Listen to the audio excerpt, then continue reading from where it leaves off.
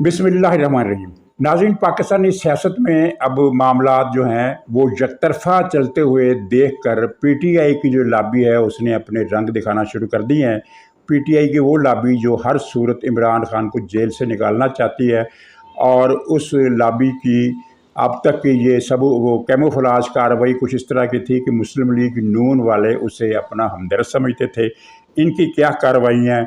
और नाज़रीन, जैसा कि मैंने कहा था कि आने वाले दिनों में जाली सर्वेज़ का एक तूफ़ान आ जाएगा, और वो तूफ़ान आ गया है। हकीकी सूरत हाल ये है कि जो लाहौर की सूरत हाल का मुझे कल पता चला वो ये है कि लाहौर के तमाम इलाकों से PTI का पत्ता साफ़ है। सिर्फ जो एलीट क्लास की सोसाइटियाँ हैं वहाँ से उनको भारी अक्सरियत की हमायत हासिल है। लेकिन इत्तेफाक की बात ये है कि एलीट क्लास का जो कंसंट्रेशन है वो एक हलके में है, और उस एक हलके में PTI को उम्मीदवार जीत सकता है। ये भी मसला है, ये एक इशू है। और फिर जनाब ये है कि पाकिस्तान और अफ़गानिस्तान की जो एक सर्द जंग है वो अब काफ़ी ख़तरनाक मोड़ पर पहुंच गई है। तो इन चीज़ों पर हम मुख्तसर इज़हार ख्याल करेंगे। और ज़िमनी तौर पर मैं ये भी बता दूं कि जनरल फैज़ ने उस वक्त के DG रेंजर्स और फ़ौज के अंदर ISI के अंदर जो बड़े बड़े अहदेदार थे उनकी मदद से एक निजी हाउसिंग सोसाइटी पर कब्ज़ा करने के दौरान जो गुंडागर्दी की थी, जो मारधाड़ की थी, औरतों और बच्चों को मारा था, बच्चों के सरों पर जूते बूट रखे थे, और बहुत बड़े पैमाने पर गुंडागर्दी की थी, उसका केस कल सुप्रीम कोर्ट पहुंचा। और सुप्रीम कोर्ट ने थोड़ी सी समाअत की और ये भी कहा कि आप तो जनरल फैज़ पर बड़ा संगीन इल्ज़ामात लगा रहे हैं, और उसके बाद एक बड़ी अहम हिदायत की कि आप मुतल्लका फोरम से रुजू करें। और ये सीधी सी बात है कि ये किसी ने रिट की थी इस बारे में, मोइज़ साहब हैं कोई मुतस्सरा फरीक, तो उनको भी पता था कि सुप्रीम कोर्ट मुतल्लका फोरम नहीं है। मकसद ये था कि यहाँ से एक तरह का गैर एलानिया इज़्न मिल जाए और हम नीचे जाएं। अब ये मामला नीचे जाएगा, तो जिसकी बुनियाद पर ये एक तअस्सुर आम हो गया है कि एक अब फंदा फैज़ की गर्दन की तरफ बढ़ने लगा है। अब ज़ाहिर सुप्रीम कोर्ट ने जब ये ख़ुद कह दिया कि आप मुतल्लका फोरम से रुजू करें, तो अब मुतल्लका फोरम जो है हाई कोर्ट से या जो भी है अदालतें नीचे आएंगी, तो उनकी ये ज़रूरत नहीं होगी कि वो इस रिट दरख्वास्त को मुस्तरद कर सकें। अब उनको समाअत करना पड़ेगी और ये मामला आगे बढ़ेगा।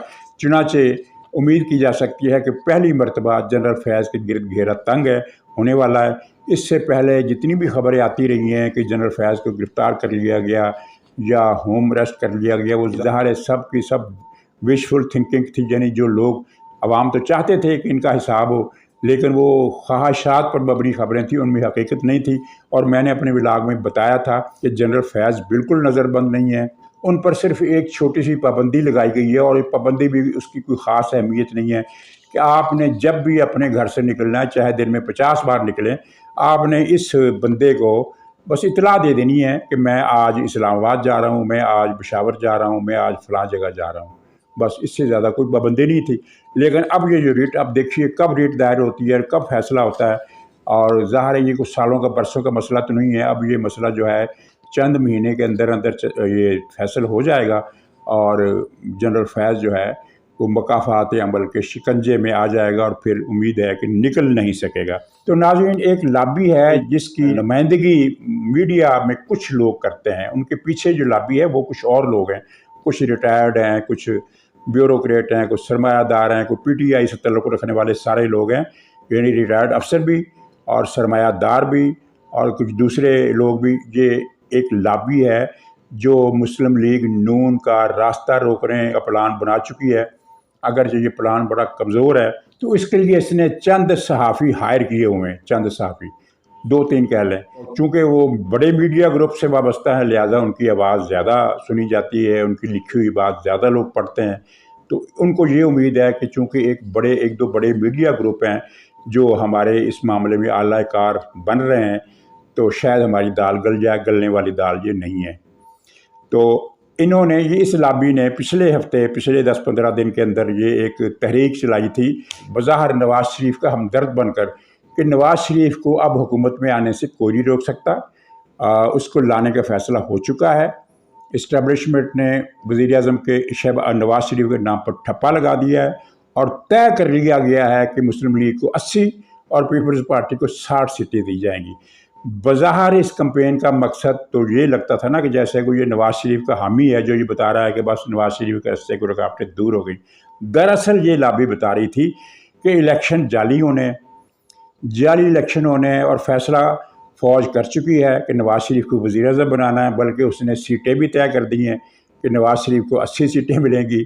یعنی اگر نواز شریف کو یہ فوج حمایت نہ کرے تو پھر تو نواز شریف صاحب 80 سیٹیں بھی نہیں لے سکتے۔ بین السطور یہ پیغام بھی گیا کہ نواز شریف تو 80 سیٹیں لینے کے بھی قابل نہیں رہے، وہ تو فوج کی مہربانی ہے کہ وہ اسے 80 سیٹیں دے رہی ہے، اور پیپلز پارٹی کو 60 سیٹیں مل جائیں گی۔ پیپلز پارٹی اور مسلم لیگ میں پھر 19-20 کا فرق رہ گیا، اور یہ ایک بدگمانی، یہ کہ الیکشن ڈرامہ ہوں گے۔ حالانکہ وہ جو سارا ڈرامہ تھا نا، جنرل فیض، آرٹی سسٹم بٹھانا، وہ سارا چکر وہ ماضی کا قصہ بن گیا، اب وہ کچھ نہیں ہو رہا۔ اور اس کمپین کی ناکامی کے بعد اب اس لابی نے یہ ایک نئی مہم شروع کی، اور وہ یہ مہم کا عنوان یہ ہے کہ جناب مٹی پاؤ، معاف کرو۔ کیوں معاف کرو؟ اس لیے کہ بھئی ماضی میں تو دوسری پارٹیوں نے بھی غلطیاں کی، اب دوسری پارٹیوں کی غلطیوں کا وہ آپ لسٹ دیکھیے اور پھر اندازہ کیجئے کہ کتنی بوگس بنیادوں پر یہ کمپین ہے۔ ان بنیادوں پر جو شاخ نازک میں آشیانہ بنے گا وہ ناپائیدار ہوگا۔ یہ اس طرح کا غلطیاں کیا۔ مسئلہ یہ ہے کہ بھئی انہوں نے بلڈنگیں چلائی ہیں فوجیوں کی، تو پیپلز پارٹی نے بھی تو طیارہ اغوا کیا تھا۔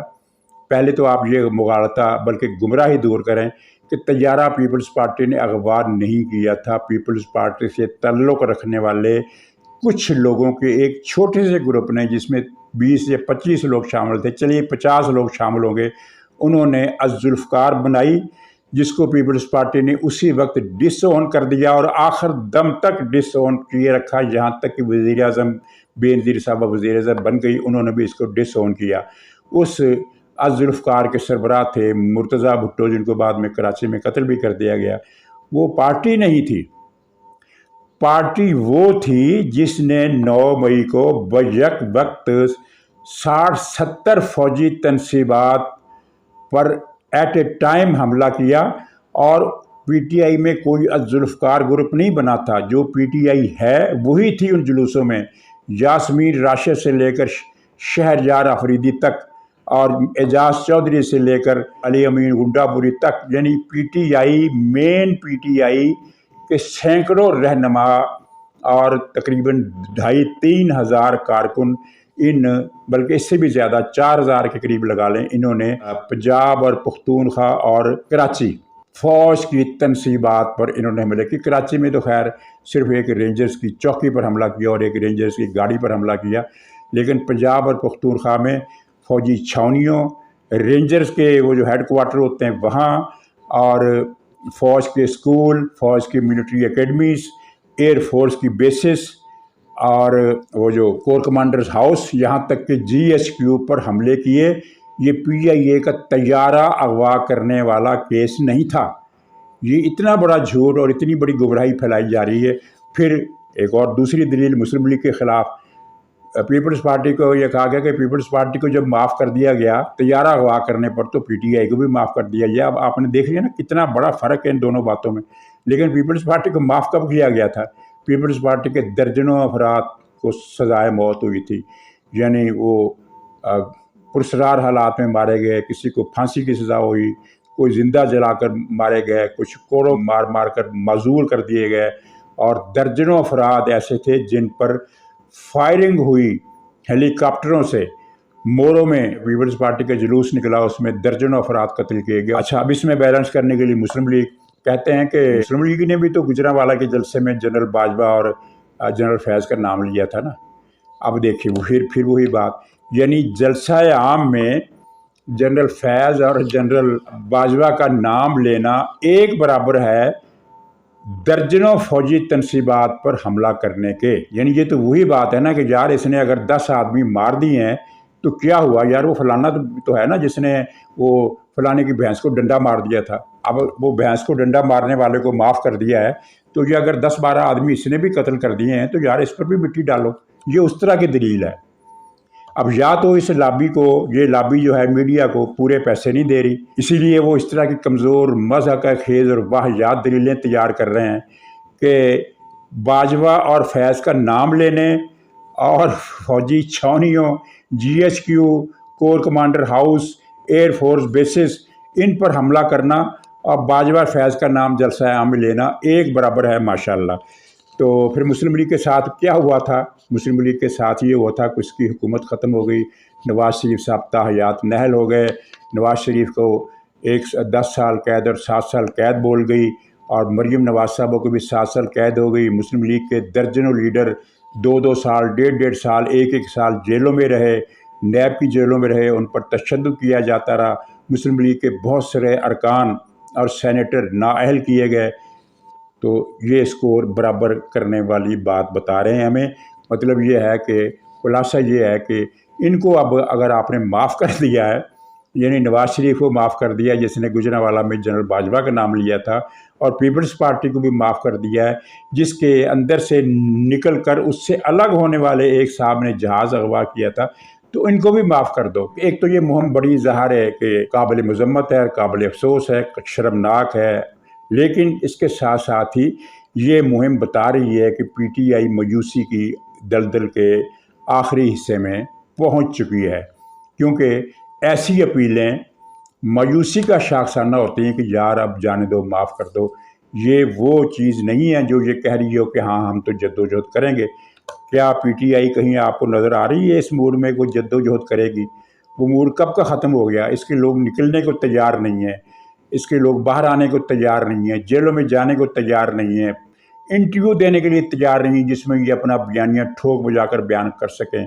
تو اس صورتحال میں انہوں نے اب یہ ایک سروس حاصل کی ہے کہ معاف کر دیو، مٹی پا دیو، ساری جان بخشی کر دیو، عمران خان باہر آن دیو، عمران خان پاکستان تو باہر جان دیو۔ یہ خلاصہ ہے۔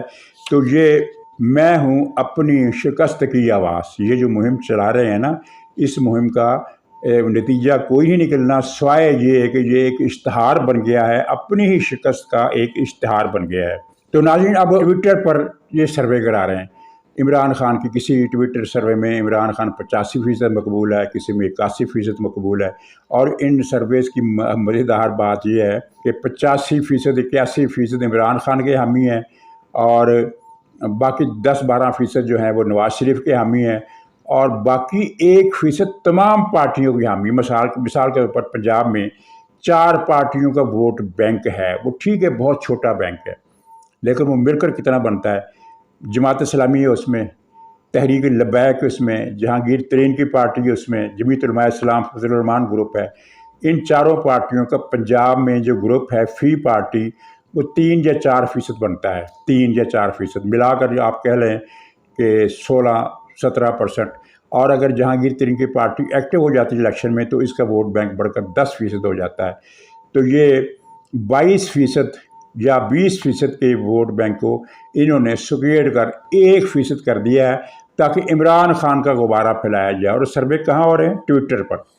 اور ساری دنیا جانتی ہے کہ ٹویٹر پر عمران خان کے مخالف آٹے میں نمک سے بھی کم ہے۔ 2 باتیں یاد رکھیے، ایک تو ٹویٹر کو یوز کرنے والوں کی اکثریت سیاسی مقاصد کے لیے جو یوز کرتے ہیں نا، ان کی بات کر رہا ہوں، ویسے تو ظاہر ایکیڈمک پرپز کے لیے بھی یوز کرتے ہیں۔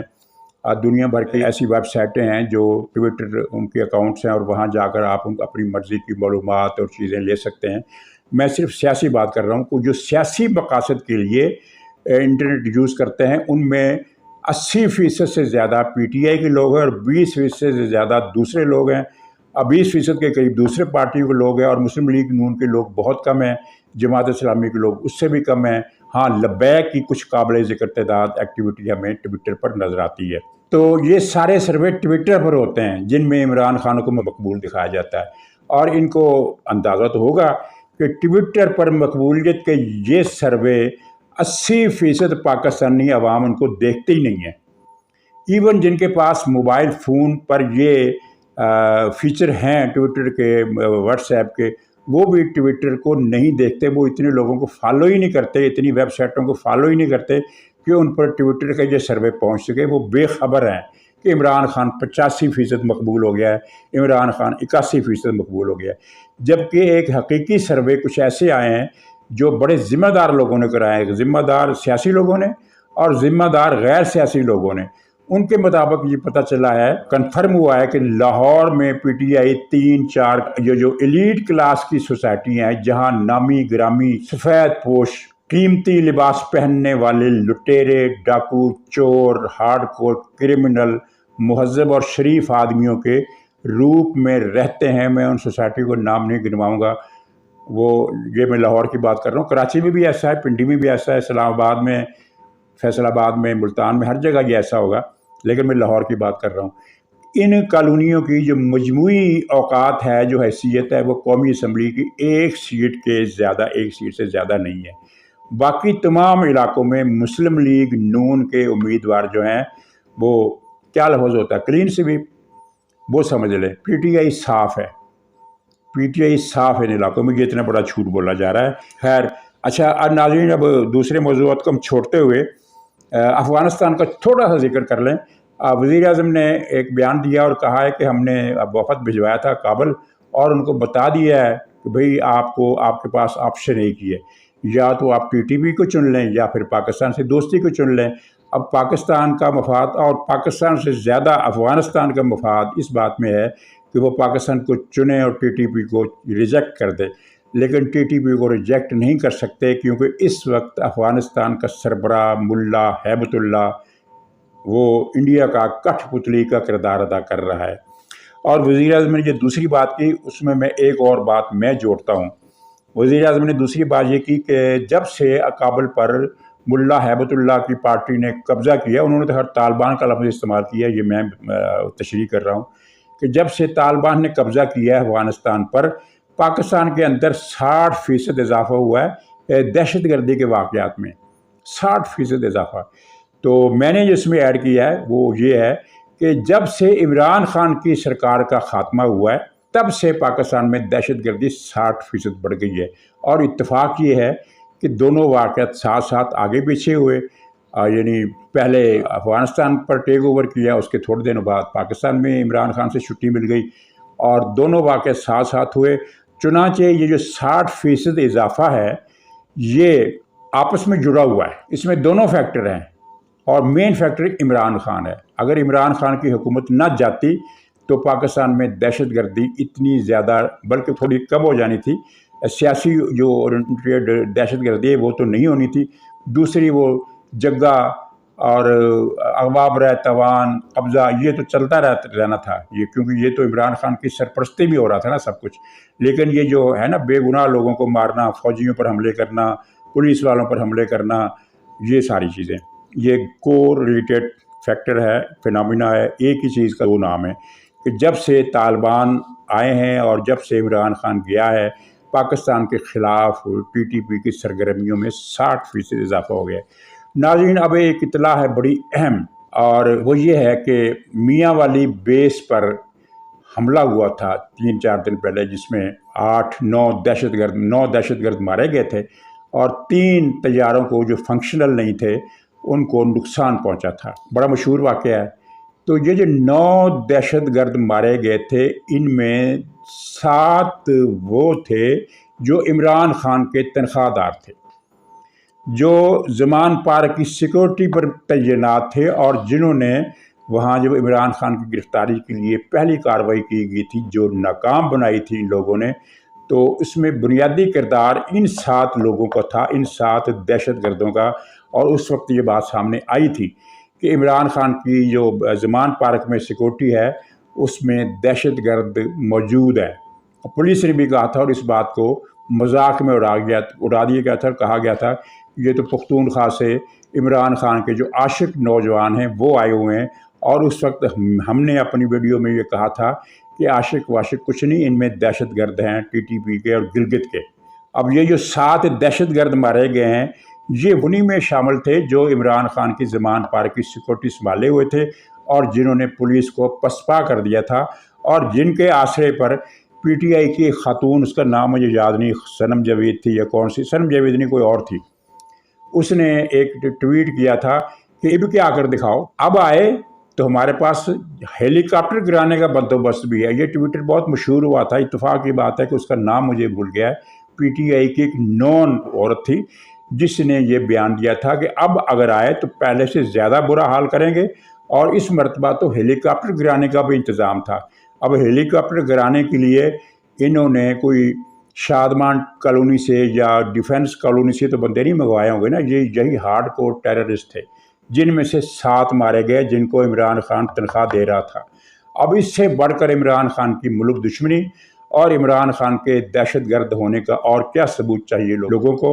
اور پھر اب یہ بھی دیکھنا ہے کہ اس کے گرد جو شکنجہ سخت ہو رہا ہے، اس کی رفتار بڑھتی ہے کہ نہیں، کیونکہ عمران خان آپ دیکھ رہے ہیں کہ وہ سائفر کیس کو سلو کرانے کے لیے زور لگا رہا ہے۔ ناظرین، چلتے چلتے کراچی میں جماعت اسلامی کی طرف سے بچوں کا ایک بہت بڑا مظاہرہ کیا گیا ہے۔ کہا جا رہا ہے کہ دنیا میں بچوں کا اس سے اتنا بڑا مظاہرہ اس سے پہلے نہیں ہوا۔ اس میں اگر لاکھوں نہیں تو دسیوں ہزار کے حساب سے، یعنی 60-70 ہزار بچوں اور بچیوں نے شرکت کی، اور یہ ایک نیا ریکارڈ قائم ہوا ہے۔ دنیا میں بچوں کا مظاہرہ اس سے پہلے اتنا بڑا یا اس سطح کا یا اس انداز کا نہیں ہوا، اور جماعت اسلامی اس سے پہلے کراچی میں پاکستان کی تاریخ کا سب سے بڑا احتجاجی مظاہرہ کر چکی ہے غزہ کے فلسطینیوں کی حمایت میں، جس کے بعد مولانا فضل الرحمان نے بھی بہت بڑا جلسہ کیا۔ لیکن آپ دیکھیے کہ باقی ملک میں سکوت مرگ طاری ہے۔ ناظرین، اجازت دیجیے، انشاءاللہ اگلے ولاگ میں پھر ملاقات ہوگی، تب تک کے لیے خدا حافظ۔